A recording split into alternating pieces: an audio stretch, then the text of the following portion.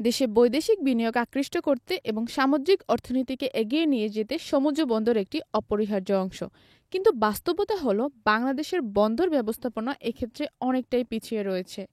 সেই অচলায়তন ভাঙতে এবার উদ্যোগী হয়েছেন ড. মোহাম্মদ ইউনূস। তাঁর তত্ত্বাবধানে একটি বিস্তৃত পরিকল্পনা নিয়ে সামনে এগোচ্ছে অন্তর্বর্তীকালীন সরকার।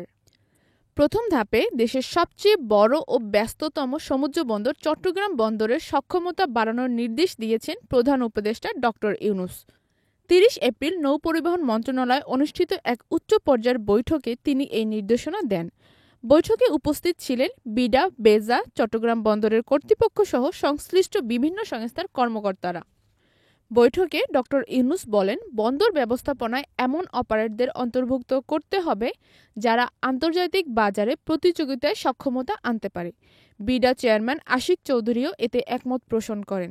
তিনি জানান, বর্তমানে বাংলাদেশ নৌবন্দরগুলোর সমন্বিত হ্যান্ডলিং সক্ষমতা রয়েছে ১.৩৭ মিলিয়ন ইউনিট। সঠিক পরিকল্পনা বাস্তবায়ন করলে আগামী ৫ বছরে তা ৭.৮৬ মিলিয়ন ইউনিটে উন্নতি করা হবে।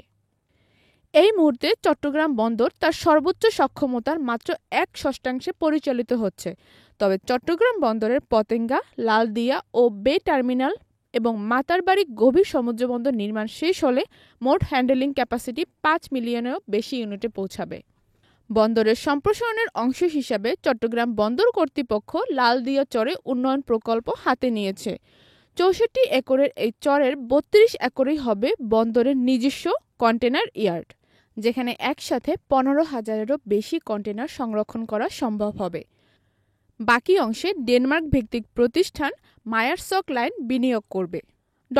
ইউনূস বন্দর ব্যবস্থাপনায় সমন্বিত উদ্যোগের উপর জোর দিয়ে বলেছেন, চট্টগ্রাম ও মাতারবাড়ি বন্দরের উন্নয়ন কাজ সময়মতো সম্পন্ন করতে হবে।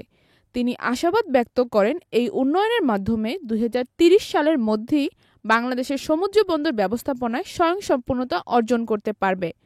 তার মতে, বাংলাদেশকে যদি সত্যিকারের একটি আন্তর্জাতিক বিনিয়োগ কেন্দ্রে পরিণত করতে হয়, তাহলে বিশ্বমানের বন্দর গড়ে তোলার কোনো বিকল্প নেই।